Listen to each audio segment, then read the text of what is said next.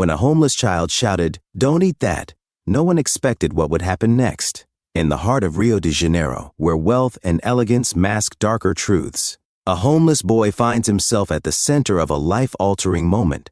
As the rich and powerful dine in luxury, a single act of courage will uncover secrets that could shatter their perfect world.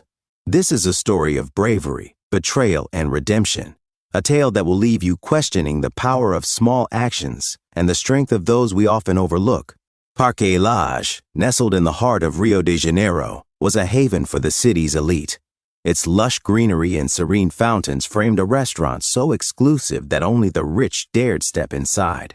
On this particular afternoon, the sun cast golden rays over the terrace where Eduardo Montero, a 72-year-old business magnate, sat at his usual table.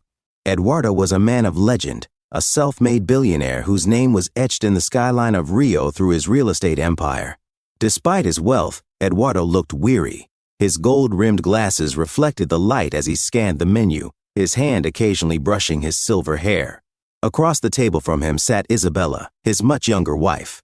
She looked like she belonged in a magazine, with her sleek black hair and ruby-red lips. Her diamond bracelet sparkled as she twirled it absently on her wrist, her attention fixed on her phone. To the outside world, they seemed the perfect couple.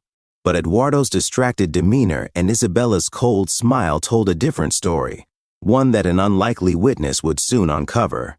Just outside the wrought iron gates, 10-year-old Lucas crouched low, his dark eyes scanning the restaurant. A homeless boy with a wiry frame and oversized sweatshirt, Lucas had spent countless days watching the wealthy dine in luxury. But today was different. He wasn't just hungry, he was curious. Lucas noticed Isabella slide her hand into her designer handbag. Her fingers closed around a small glass vial. As Eduardo scrolled through his phone, oblivious to the world, Lucas saw her tilt the vial over Eduardo's steaming bowl of soup. A clear liquid dripped into the bowl, disappearing instantly. For a moment, Lucas froze. What had he just seen? Could she really have done what he thought she had? He glanced around, hoping someone else noticed, but the other diners were lost in laughter and conversation. His heart pounded. He wanted to walk away. This wasn't his world, and he had no place in it. But something in his gut told him he couldn't ignore it. If he didn't act, Eduardo might die. Gathering every ounce of courage, Lucas pushed past the gate, his heart pounding in his chest. The bustling sounds of clinking glasses and soft laughter seemed to fade as he stormed toward Eduardo's table, a mix of fear and determination fueling his every step. His legs felt like lead, but his voice rang out loud and clear, cutting through the air like a knife. "Don't eat that." The restaurant fell into stunned silence, a sharp contrast to the lively hum of moments before. Forks froze mid-air, and conversation stopped mid-sentence. All eyes turned to the boy standing at Eduardo's table, his ragged sweatshirt and defiant expression starkly out of place in the elegant surroundings. Eduardo paused, his spoon hovering inches from his mouth. His tired eyes snapped to Lucas, startled by the sudden interruption. Isabella's head whipped around sharply, her perfect features twisting into a mask of irritation and disbelief. "What did you just say?" she demanded, her voice sharp and icy, her polished composure beginning to crack under the weight of the public gaze. Lucas stood firm despite the tremor in his voice. "I saw her. She put something in your soup. Don't eat it." Gasps rippled through the restaurant like a wave. Diners exchanged wide-eyed glances, their curiosity piqued. Isabella's cold composure cracked visibly as she rose abruptly from her chair, her diamond bracelet glinting in the sunlight. Her voice rose in anger. "You little liar. How dare you make such an accusation?" she hissed, her tone venomous. Eduardo's gaze shifted between Lucas and his wife, confusion etched deeply into his face. His brow furrowed as he tried to make sense of what he was hearing. "Isabella," he said slowly, his voice calm but tinged with suspicion. "What's going on here?" The weight of his words hung in the air, thickening the tension around the table. Some diners leaned forward, their curiosity unrestrained, while others whispered furiously amongst themselves, their voices a blend of disbelief and speculation. Lucas, despite his fear, took a deep breath and stepped closer to Eduardo. His fists clenched tightly at his sides, his resolve unshaken. Every eye in the room was now fixed on this unlikely confrontation, and Lucas could feel the enormity of what he had just done. But he wasn't backing down. Not now, not when it mattered most. Isabella scoffed, waving a dismissive hand. He's just a street kid trying to cause trouble. Look at him. He's probably here for food or money. But Lucas didn't back down. His fists clenched and his voice shook as he said, "I'm not lying. I saw you pour something into his soup when he wasn't looking. If you don't believe me, have someone test it." The tension at the table was unbearable. Eduardo's hand hovered over the bowl as doubt flickered in his eyes. "Isabella," he said, his voice firmer this time, "what is this boy talking about?" The restaurant buzzed with whispers. Some diners pulled out their phones to record the drama. Isabella's face turned red as she tried to regain control of the situation. "Enough of this," she snapped. "Eduardo, eat the soup and let's leave." But Eduardo didn't move. "Waiter," he called, his voice steady. "Call the police." The arrival of the police only heightened the tension. Two officers, one tall and broad-shouldered, the other lean with piercing eyes, approached the table, their expressions unreadable. The taller officer leaned over to inspect the bowl of soup, his movements deliberate, while his partner fixed a sharp gaze on Isabella, who suddenly seemed smaller in her seat. "Ma'am," the lean officer asked in a calm but authoritative tone, "is there anything you'd like to say?" For a moment, Isabella appeared frozen, her perfectly composed mask faltering under the weight of the room's collective stare. Then, like a dam breaking, her composure shattered. Her voice, sharp and filled with desperation, echoed through the restaurant. "I'm tired of living in his shadow," she blurted out, her words coming in an angry rush. "He controls everything, every decision, every part of my life. I wanted my freedom."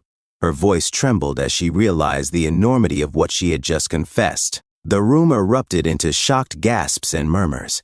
Diners exchanged wide-eyed glances, some covering their mouths in disbelief.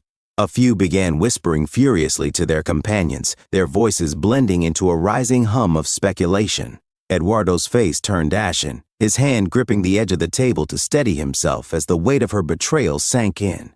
His eyes locked onto hers, filled with a mixture of disbelief and deep sadness. "Isabella," he whispered, but no other words came. The officers wasted no time. "Ma'am, you're under arrest for attempted murder," the taller officer announced, his tone firm and unyielding. He pulled out handcuffs as the lean officer stepped forward to ensure she didn't resist. "No, you don't understand," Isabella cried, her voice growing shrill as she stood abruptly, her chair scraping loudly against the floor. "You're making a mistake. I didn't mean for it to go this far." Her protest grew frantic, her once flawless demeanor crumbling into chaos.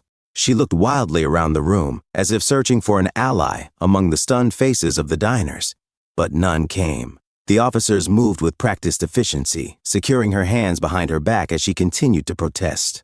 "This isn't fair. You don't know what it's like," she screamed, her voice echoing through the restaurant. "He deserved."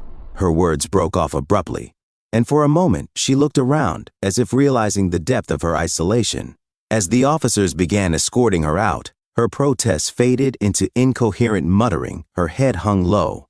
The murmurs among the diners grew louder, the air buzzing with speculation. Phones were out, cameras recording the dramatic scene for posterity, or perhaps for social media. Eduardo sat motionless, his hand still gripping the table, his shoulders slumped as though the life had been drained from him. The betrayal was not just personal, it was public, raw, and unmissable. For a long moment he didn't speak, his gaze fixed on the table where his untouched bowl of soup sat, its surface now eerily still. Around him, the restaurant seemed to hold its breath, as though waiting for him to say something. Anything. But Eduardo remained silent, his mind likely replaying every moment that had led to this point.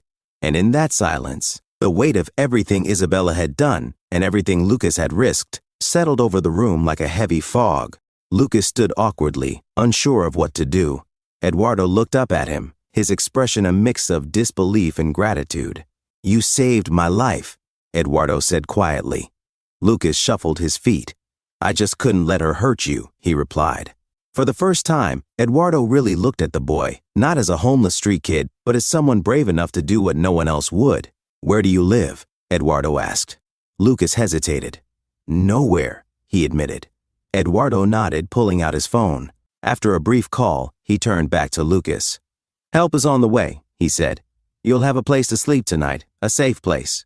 And if you're willing, I'd like to help you get back on your feet." Lucas's eyes widened. "You don't have to do that," he said quickly.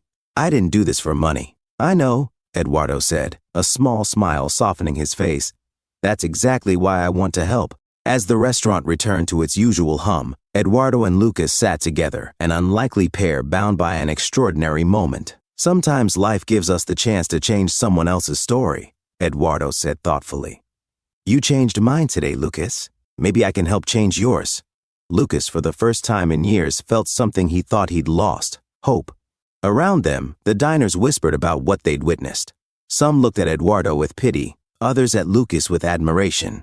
But one lesson was clear: courage doesn't always come from the powerful, and kindness doesn't always come from the privileged. Sometimes the smallest voices have the greatest strength. So, what do you think of Lucas's incredible courage and Eduardo's journey of trust and redemption? What would you have done if you were in Lucas's shoes? Would you have the bravery to speak up, even when no one might believe you? Or if you were Eduardo, would you find it in yourself to trust a stranger when the stakes are so high? Share your thoughts, because sometimes the stories we hear reveal more about who we are than we realize.